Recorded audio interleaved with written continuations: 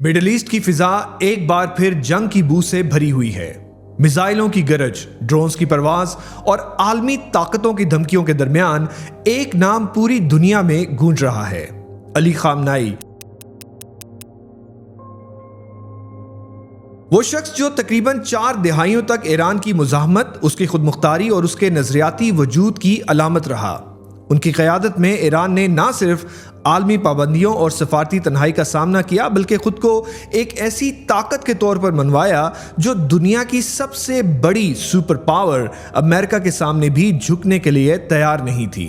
उनकी मौत ने ना सिर्फ ईरान बल्कि पूरी दुनिया को एक खतरनाक सवाल के सामने ला खड़ा किया। क्या ये वाकई दुश्मनी के खात्मे की इब्तिदा बनेगा या एक ऐसी जंग का आगाज जो पूरे खित्ते को अपनी लपेट में ले लेगी?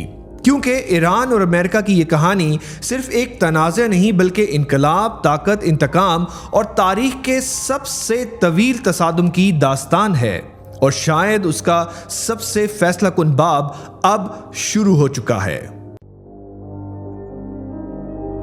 I've made the statement very strongly that if they start killing people like they have in the past, we will get involved. We'll be hitting them very hard where it hurts, and that doesn't mean boots on the ground. ممکنه اونچنان گاهی سیلی بخوره که از جا نتوانه بلند شه.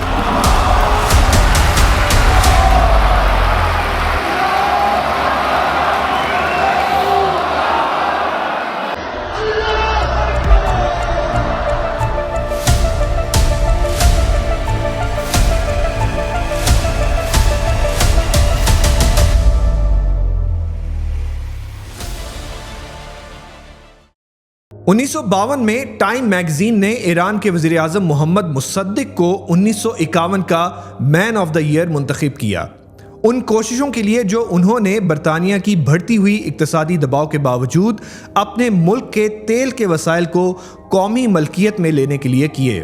Mossadegh Iran के 35वें वजीर आजम थे, लेकिन उनकी हुकूमत ने वो काम कर दिखाया जो पहले किसी ईरानी रहनुमा के बस में नहीं था। उन्होंने अपने मुल्क में बरतानवी मफादात के खिलाफ कदम उठाया और बरतानवी बहरिया को तेल की फराहमी करने से महरूम कर दिया। ये समझने के लिए कि ईरान की तारीख में ये बाब कितना अहम है और उसने ईरान के मुस्तकबिल और अमेरिका के साथ ताल्लुकात को कैसे शक्ल दी, हमें सदी के आगाज में वापस जाना होगा, जब ईरान अभी भी पर्शिया के नाम से जाना जाता था। मिडिल ईस्ट के दीगर कई ममालिक की तरह ईरान भी तेल के वसाइल के दरियाफ्त के बाद से गैर मुल्की ममालिक की निगरानी में रहा। 1901 में तेल की दरियाफ्त के बाद बरतानवी हुकूमत ने कारोबारी शख्सियत विलियम नॉक्स डार्सी को पर्शिया यानी ईरान के तेल के शोबे में सरमायाकारी करने के लिए कायल किया। मई 1901 बरतानिया ने डार्सी और उस वक्त के ईरानी शाह मुजफ्फरुद्दीन के दरमियान एक मुआहिदा कराया जिसे डार्सी कंसेशन कहते हैं।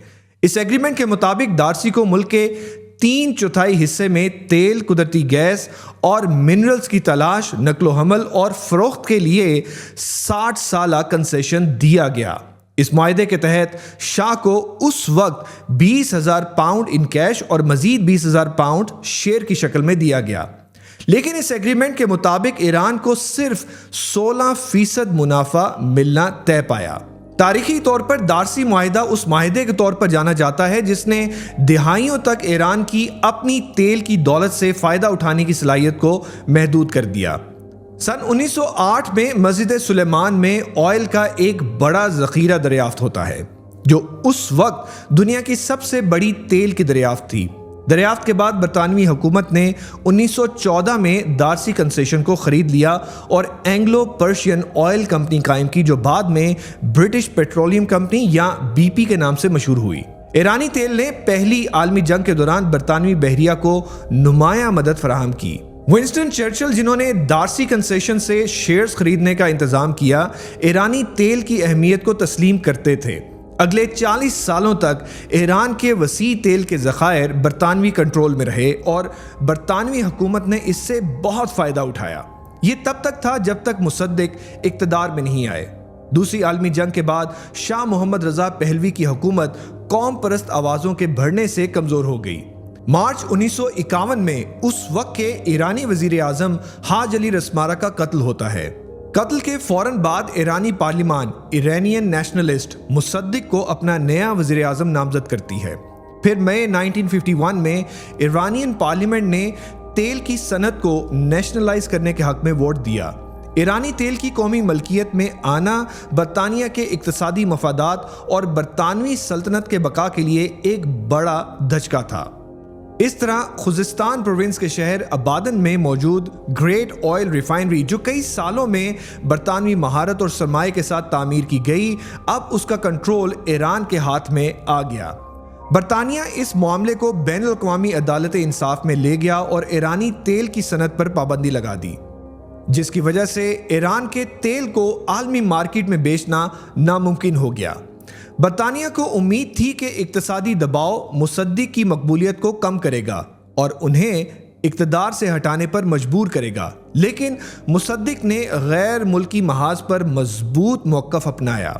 اب ایران کی تیل کی صنعت پر دوبارہ کنٹرول حاصل کرنے کے لیے برطانوی حکومت نے امریکہ سے رابطہ کیا تاکہ مصدق کے خلاف ایک ایسی سازش کی جائے جس سے اس کی حکومت ختم ہو جائے۔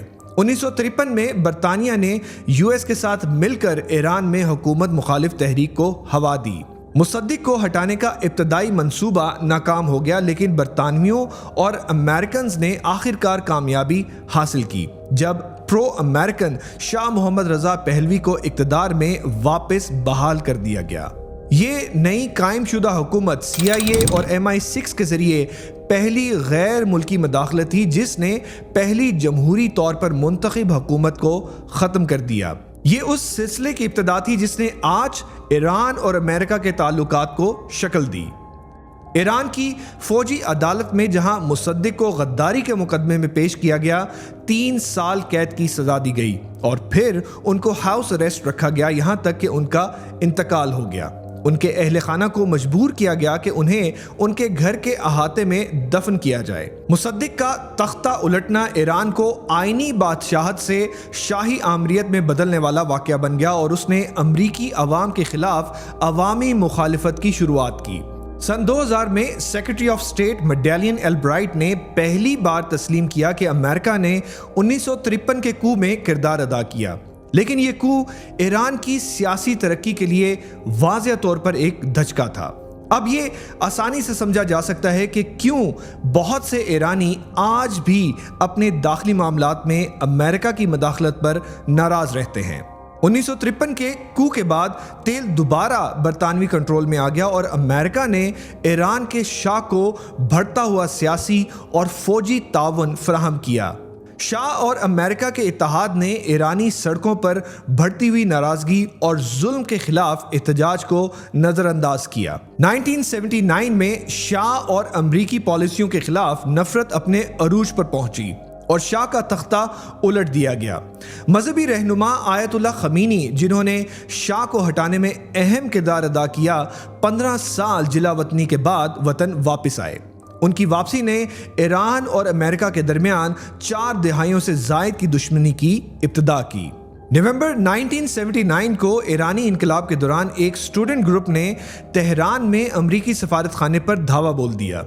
اس واقعے میں انہوں نے 66 افراد کو یرغمال بنا لیا، جن میں 50 سے زیادہ امریکی سفارتکار اور شہری شامل تھے۔ 444 دن تک ان تمام لوگوں کو ہاسٹیج رکھا گیا، یعنی 20 جنوری 1981 تک۔ اس واقعے نے ایران اور امریکہ کے تعلقات کو شدید نقصان پہنچایا۔ اپریل 1980 امریکن پریزیڈنٹ جمی کارٹر نے ایران کے ساتھ سفارتی تعلقات ختم کر دیے۔ ایرانی سفارتکاروں کو ملک سے نکالنے کا حکم دیا جاتا ہے اور امریکہ سے ایران کو زیادہ تر ایکسپورٹس پر پابندی عائد کر دی جاتی ہے۔ اس میں ایرانی شہریوں کے ویزے کالعدم کرنا اور ایرانین ایسٹس کو منجمد کرنا بھی شامل تھا۔ یہ اقدام امریکی حکومت کی طرف سے ایران پر دباؤ ڈالنے کی کوشش تھی تاکہ ہاسٹیجز کو رہا کیا جا سکے، لیکن اس کے نتائج بہت وسیع اور دیر پا ثابت ہوئے۔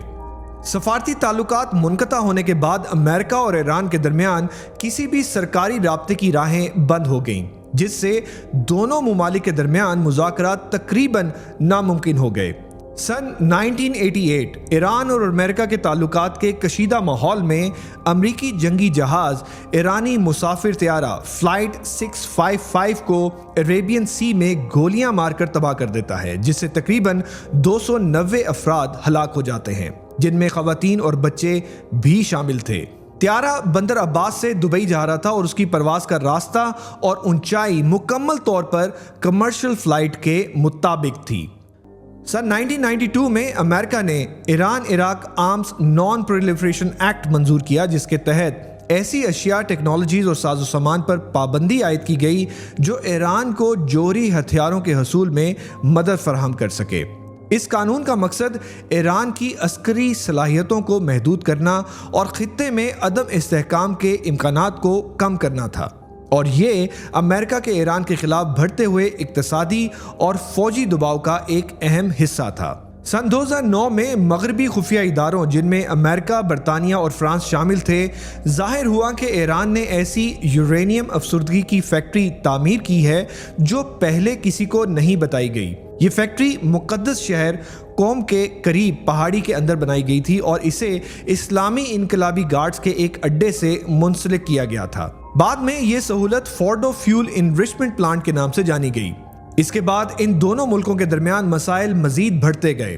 سن 1984 سے امریکہ نے ایران کو دہشت گردی کے اسپانسر کے طور پر نامزد کیا ہے، اور اگرچہ مذاکرات اور کشیدگی میں کمی کے ادوار آئے، انتظامیہ میں تبدیلیاں اور ایران کی خطے میں پراکسی جنگوں نے دونوں ممالک کو دوبارہ تنازع میں ڈال دیا۔ تہران اور واشنگٹن کے درمیان کشیدگی اس وقت سے زیادہ بڑھ رہی ہے جب ٹرمپ انتظامیہ نے 2018 میں ایران کے جوہری معاہدے سے دستبرداری کا اعلان کیا۔ امریکہ نے ایران پر سخت اقتصادی پابندیاں دوبارہ عائد کی، جو اس وقت پوری دنیا میں سرخیوں کا باعث بنی۔ یہ پابندیاں خاص طور پر امریکی صدر ڈونلڈ ٹرمپ کے فیصلے کے بعد نافذ ہوئیں، جب انہوں نے 2015 کے جوہری معاہدے سے امریکہ کو الگ کر لیا اور اعلان کیا کہ وہ ایران پر وہ تمام پابندیاں دوبارہ لاگو کریں گے جو اس معاہدے کے تحت پہلے اٹھائی گئی تھیں۔ سن 2019 میں امریکہ نے ایران کی طاقتور عسکری تنظیم اسلامی انقلاب گارڈز کو غیر ملکی دہشت گرد تنظیم کے طور پر باضابطہ نامزد کیا، جو ایک غیر معمولی اور تاریخی قدم تھا، کیونکہ یہ پہلی بار ہوا تھا کہ کسی دوسرے ملک کی باقاعدہ ریاستی فوج کو دہشت گرد تنظیم کے طور پر نافذ کیا جائے۔ یہ اقدام دونوں ممالک کے درمیان کشیدگی کو مزید بڑھا گیا، اور ایران نے بدلے میں امریکی سینٹ کام اور امریکہ کو دہشت گرد ریاست قرار دے دیا۔ اس کے بعد مئی 2019 میں صدر ڈونلڈ ٹرمپ نے ایگزیکٹو آرڈر پر دستخط کیے، جس کے تحت پابندیوں کا دائرہ صرف تیل تک محدود نہیں رہا، بلکہ ایران کے لوہے، اسٹیل، ایلومینیم اور تانبے کے شعبوں پر بھی پابندیاں عائد کی گئیں، جس سے ایران پر اقتصادی دباؤ مزید بڑھ گیا۔ اس کا مطلب یہ تھا کہ مئی کے آغاز سے کوئی بھی ملک یا کمپنی جو ایرانی خام تیل خریدتی امریکی پابندیوں کا شکار ہو سکتی تھی۔ یہ مہم ایران کے جوہری پروگرام اور خطے میں اس کے اثر و رسوخ کو محدود کرنے کے لیے اقتصادی دباؤ ڈالنے کی کوشش تھی۔ ان اقتصادی پابندیوں کے بعد خطے میں کشیدگی مزید بڑھ گئی۔ تیل ٹینکروں پر کئی حملے رونما ہوئے، خاص طور پر خلیج عمان اور آبنائے ہرمز کے قریب، جسے امریکہ نے ایران کی طرف سے امریکی دباؤ اور پابندیوں کے جواب میں رد عمل قرار دیا۔ دونوں ممالک کے درمیان کشیدگی بڑھتی گئی۔ جنوری 2020 میں امریکہ نے قاسم سلیمانی، ایران کے سب سے معزز فوجی کمانڈر کو شہید کر دیا۔ سلیمانی ایران کی انقلابی گارڈز کی قدس فورس کے سربراہ تھے۔ دوستو، ان تمام واقعات کے بعد آپ ایک بات جان چکے ہوں گے، ایران اور امریکہ کے تعلقات کی تاریخ بہت پرانی ہے۔ وہ دشمنی، سیاست، اقتصادی دباؤ اور جنگ کے لمحے جو عالمی منظرنامے کو بدل چکے ہیں۔ صدیوں پر محیط یہ تعلقات محمد مصدق سے لے کر جدید پابندیوں اور پرشیا میں کشیدگی تک ہمیں یاد دلاتے ہیں کہ طاقت اور سیاست کے کھیل میں انسانی جانیں، قومی امن اور خطے کا مستقبل ہمیشہ خطرے میں رہتا ہے۔ آج جب دنیا ایک بار پھر جنگ کی دہلیز پر ہے، یہ واضح ہے کہ حقیقی جیت صرف وہی حاصل کر سکتا ہے جو نہ صرف عسکری قوت بلکہ دانائی، مذاکرات اور انسانی ہمدردی کے ساتھ خطے میں امن قائم کرنے کی کوشش کرے۔ آخر میں سوال یہ ہے، کیا ہم نے تاریخ سے سبق سیکھا؟ یا پھر ہم دوبارہ وہی رستہ اختیار کریں گے جو دنیا کے لیے تباہ کن ہو سکتا ہے۔